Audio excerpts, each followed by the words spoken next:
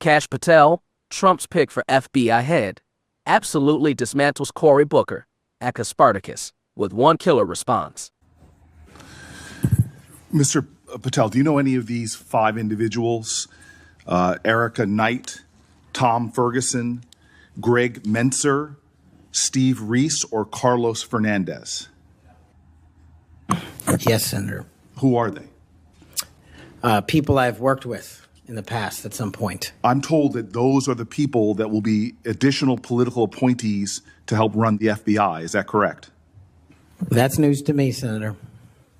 Under the history of the Federal Bureau of Investigation since the reforms in the early 1970s, there's only been one political appointee. I'm told that these will be additional political appointees, 5 extra political appointees. Do you know if Reese or Fernandez are affiliated with SpaceX or Elon Musk? I don't.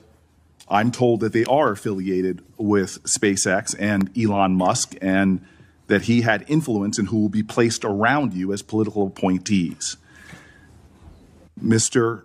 Patel, did you see the President of the United States declassify the documents that were found at Mar-a-Lago? I witnessed the President of the United States issue a declassification order for documents. That did not answer my question. Did you or did you not see the President of the United States declassify the documents that he was holding, the classified documents that were at Mar-a-Lago? And did you? I don't know the answer to that question because I don't know what was fully found because the Justice Department hasn't made that public. You claim publicly that you saw President Trump declassify documents. Is that correct? That's correct, Senator.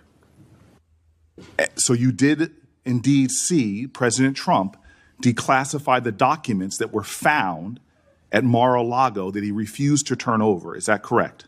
No, what I said, Senator, was I heard and witnessed the president issue a declassification order for a number of documents. For the documents specifically that were at Mar-a-Lago?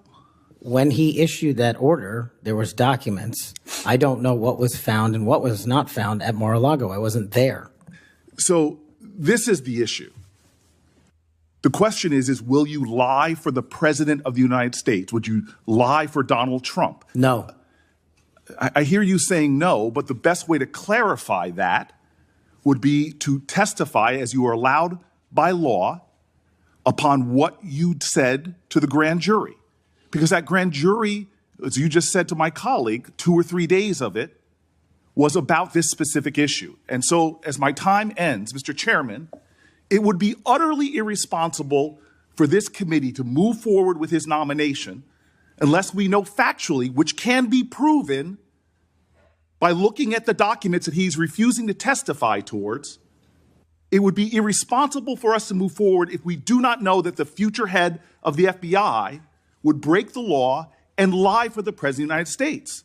We can find that out factually if we had access to the testimony or if he would tell us what he said to the grand jury, which by the law of the United States of America, he's allowed to, but he's refusing to do so. He is refusing the transparency that he claims to adhere to. He is refusing to be direct with the United States Senate. He's refusing to be transparent and put it all out there. Did he or did he not lie for the president? That is the question.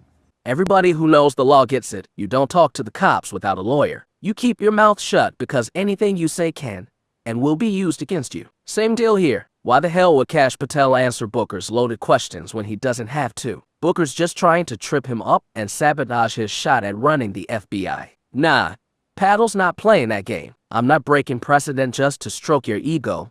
He basically says, here's the deal. The Democrats are shaking in their boots over Patel's confirmation more than anyone else. Not Tulsi Gabbard, not RFK, not Pete Hegseth. Kash Patel will tear down the whole house of cards Washington, D.C.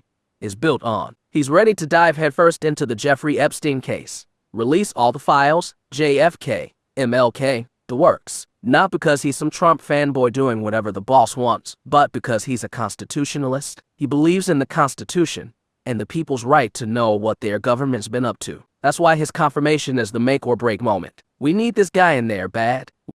And Mr. Patel, there is absolutely no doubt that you have the experience and the expertise to lead the FBI, and we welcome you here today.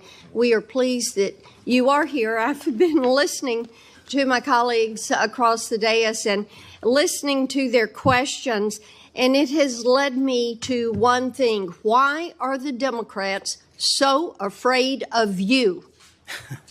I don't know, Senator. You'd have to ask them. Well, I tell you what I think, and listening to their questions and your responses, which we appreciate, they know that you're going to go in and you're going to clean up that political cabal that has been over there for years. You are going to reposition the FBI to its core mission. You stated that earlier in this hearing, and there will be no more political persecutions and no more two tiers of justice, and they have liked having two tiers of justice. They have enjoyed it, and it has helped them. They think in their political mission, they've enjoyed targeting Catholics. They've enjoyed targeting parents.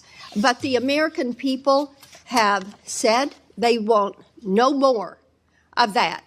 And our colleagues know you're going to clean it up. I want to talk to you about the Epstein case. I have worked on this for years, trying to get those records of who flew on Epstein's plane and who helped him build this international human trafficking, sex trafficking. Earlier, I urged then Chairman Durbin to subpoena those records, and I ended up being blocked by Senator Durbin and Christopher Wray. They stonewalled on this. And I know that breaking up these trafficking rings is important to President Trump.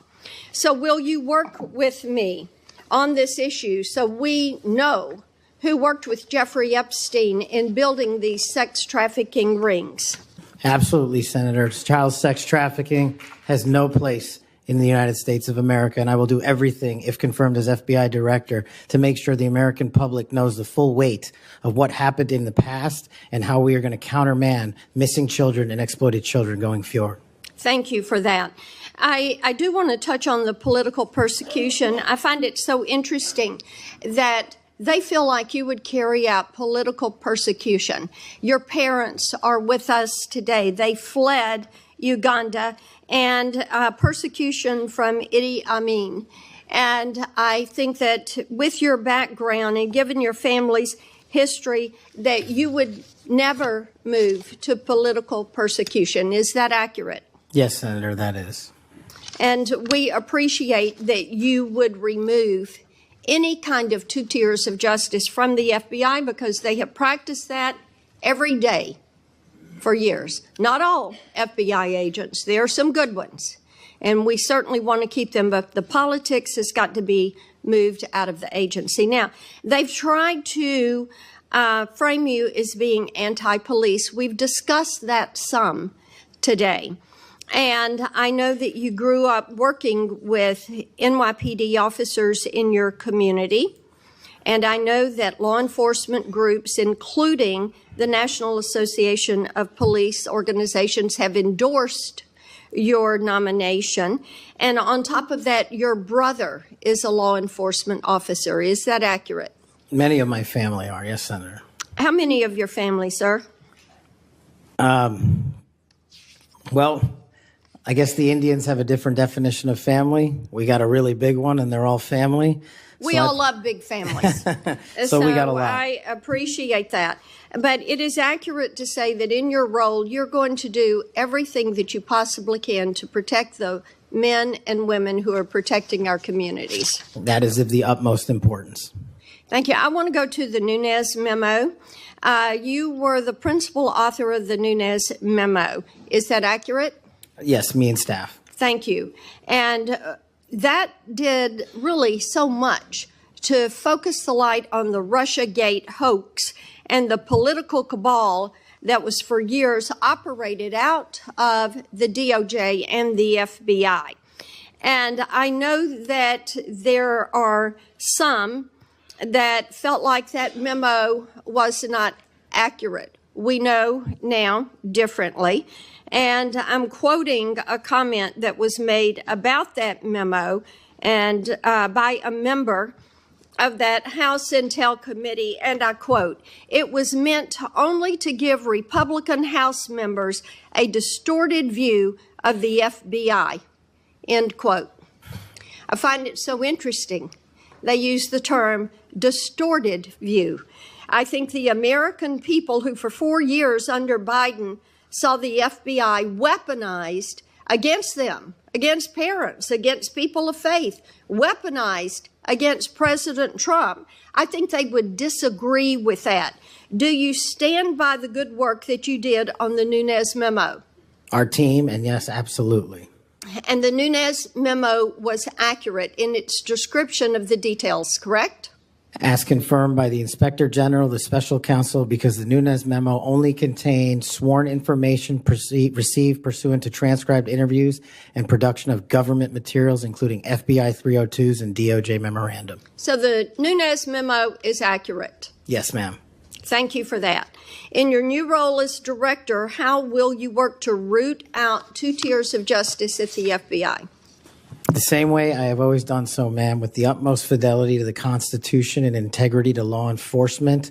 Government must allow those who are privileged to serve to execute their law enforcement duties fully, but at the same time, the American people deserve accountability inwards to government, to any of those who violate that sacred trust. The Epstein web runs deep, folks, way deeper than most realize. We're talking celebrities, politicians, big media names. If my gut's right about who was on that island, it's gonna flip how people see DC and the media forever. Legacy media might just collapse when the truth drops. Think about it. Christopher Wray's been running the FBI for years, and the only arrest tied to Epstein is Ghislaine Maxwell. Are you serious? They've got a list of everyone who visited those islands, details on what they did, and not one other person's been nabbed. That screams how rotten the swamp is. Politicians like Cory Booker and AOC, they're either the dimmest bulbs in the box, or they've got something to hide. Truth isn't persecution, it's justice. No more two-tier justice system. No more targeting political enemies. That's not how it works in the United States of America. The law applies equally to everyone.